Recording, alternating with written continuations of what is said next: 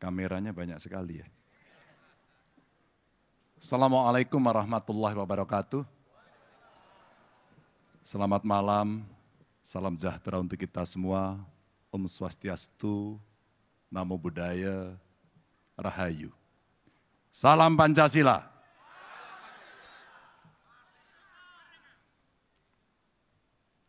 Sudah latihan itu.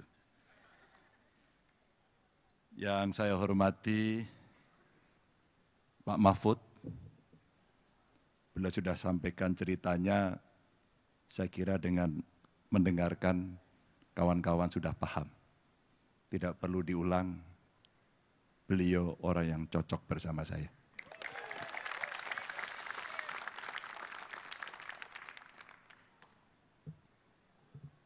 Di sebelah kanan saya ini hadir para sekjen ini. Berdiri dong yang para sekjen. Oh, dari PDI Perjuangan, P3, Hanura. Tapi yang Perindo diwakili, boleh dong. Berdiri, terima kasih. Yang di sebelah kiri saya ini timnya Pak Arsyad dari TPN. Yang TPN berdiri semua. Oh, tuh komplit ini. Tadi sudah dikenalkan satu-satu. Ada yang tidak kenal? Kenal semuanya. Terima kasih. Terima kasih. Tentu ada juga perwakilan relawan yang hari ini hadir. Yang relawan boleh berdiri enggak? Oke. Ini para relawan di ujung-ujung, terima kasih. Saya tidak tahu pekerjaannya mulai kapan, tapi hari ini setia. Terima kasih semuanya. Dan tentu saja sengaja saya mengajak beberapa anak muda yang mungkin lebih dulu ikut terlibat, kalau Pak Mahfud sampaikan tadi, ya punya kesadaran untuk bisa berkontribusi membangun negara. Boleh dong yang anak muda-muda di belakang yang sudah dari awal mengikuti kami semuanya, dan saya terima kasih sudah berkenan membantu. Terima kasih. Bapak Ibu kawan-kawan, hari ini kita yang hadir di sini dan tentu jutaan pemirsa sekalian yang mengikuti di seluruh Indonesia, kita bersama-sama meneguhkan niat dan sekaligus memanjatkan doa dan memulai sebuah perjuangan yang sangat penting secara bersama-sama. Perjuangan ini tentu untuk seluruh rakyat Indonesia. Dan juga untuk masa depan generasi muda dan generasi selanjutnya. Bapak Ibu teman-teman, kita menghadapi sebuah tantangan yang cukup besar. Dunia bergerak dengan sangat cepat, turbulence, dan terjadi disrupsi di mana-mana. Kecanggihan teknologi bergerak juga dengan sangat cepat, dan perubahan itu terjadi tanpa kadang-kadang kita sadari. Semuanya sekali lagi serba sangat cepat. Pertanyaan untuk bangsa kita sebenarnya, untuk kita semuanya. Khususnya untuk generasi muda menghadapi yang serba cepat itu. Mampukah kita merespon itu? Saya orang yang hakul yakin, jawabannya mampu. Mampukah kita survive? Mampu. Kita orang-orang yang adaptif. Dan bukan sekedar survive loh sebenarnya, tapi kita juga harus menang dan unggul dibanding dengan bangsa lain. Bapak Ibu kawan-kawan, saya yakin-yakinnya kita bisa. Dan saya sedang tidak bercanda. Ini serius. Dan tentu saja keseriusan ini mesti kita wujudkan untuk berkontribusi dalam kontestasi ini dengan sebaik-baiknya, setulus-tulusnya, dan sekeras-kerasnya kita akan berjuang. Bapak Ibu yang sangat saya hormati, kita pasti bisa.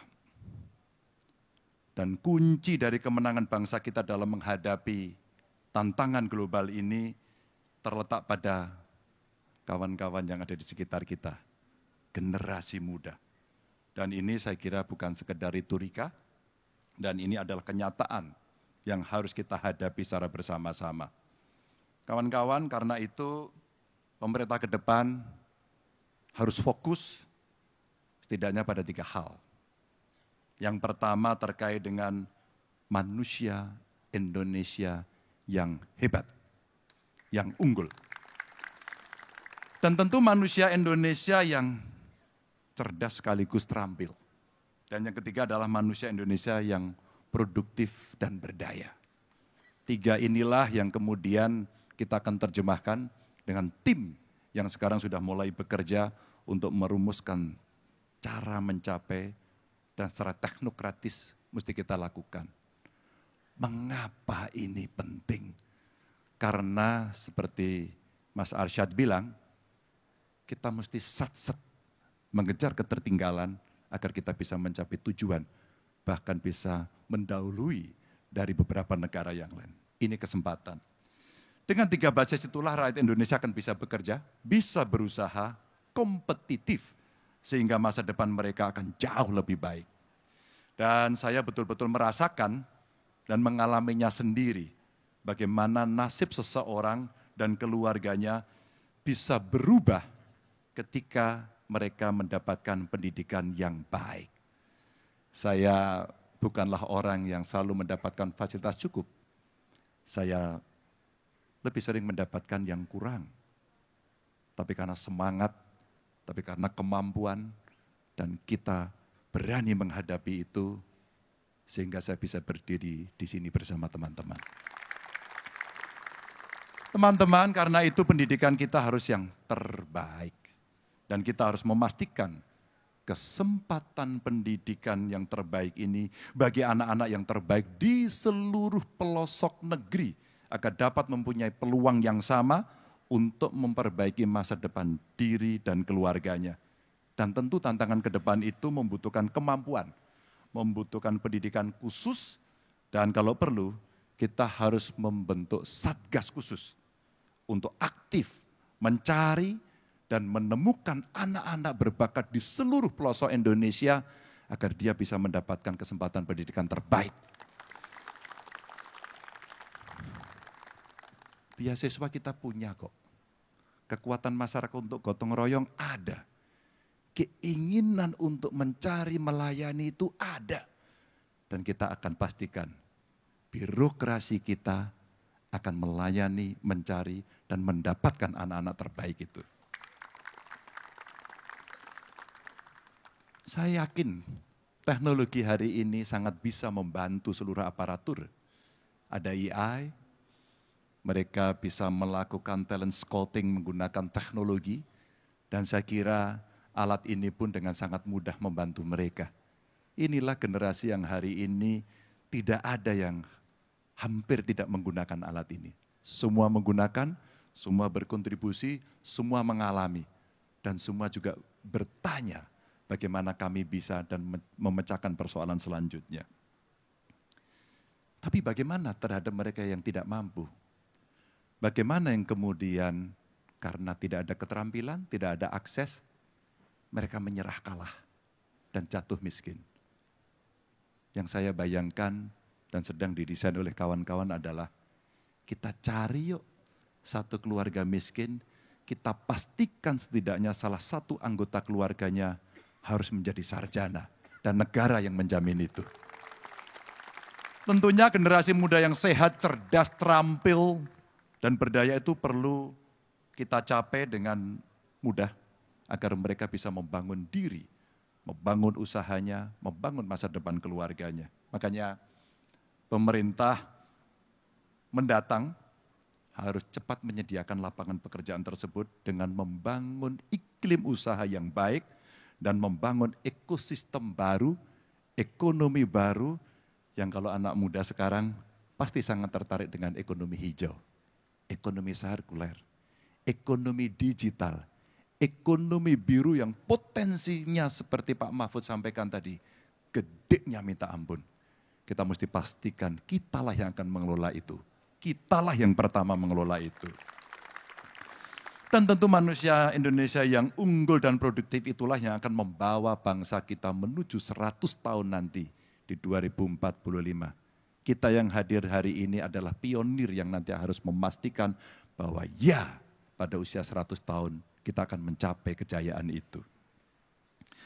Teman-teman, Bapak Ibu, kami mengajak seluruh rakyat Indonesia khususnya generasi muda untuk bersama-sama bekerja keras, berkontribusi dalam membangun Indonesia unggul itu. Dan kami berkomitmen penuh bahwa negara akan hadir membantu untuk seluruh rakyat Indonesia dalam meningkatkan taraf hidupnya, dalam mencapai kemajuan, guna mewujudkan Indonesia yang jaya, yang unggul, yang targetnya kita siapkan dengan baik. Maka jika Bung Karno dulu pernah mengatakan, beri saya 1000 orang tua, akan kucabut Gunung Semeru dari akarnya. Tapi Bung Karno pada saat itu sudah perhatian penuh sama anak muda. Beri 10 pemuda yang semangatnya menyala-nyala, akan kugoncang dunia. Dan hari itu, beri Ganjar dan Mahfud, seluruh pemuda ini, kita akan capai tujuan bersama itu. Bapak Ibu yang sangat saya hormati, terakhir, saya bersama Pak Mahfud bukan sekarang. Saya ingat betul 2 kali kami pernah berdiskusi dengan sangat tajam. Bagaimana Indonesia menjaga integritas, transparan, akuntabel, dan anti korupsi. Kami pernah berdiskusi di DPR, kami pernah diskusi di meja makan beliau, yang makanannya sangat enak disajikan oleh Bu Mahfud. Terima kasih Bu. Dan kami pernah undang Pak Mahfud, persis kira-kira 5 tahun yang lalu ya Pak ya, di rumah dinas saya. Insya Allah, kalau Pak Mahfud dulu tidak jadi wapres, hari inilah saatnya.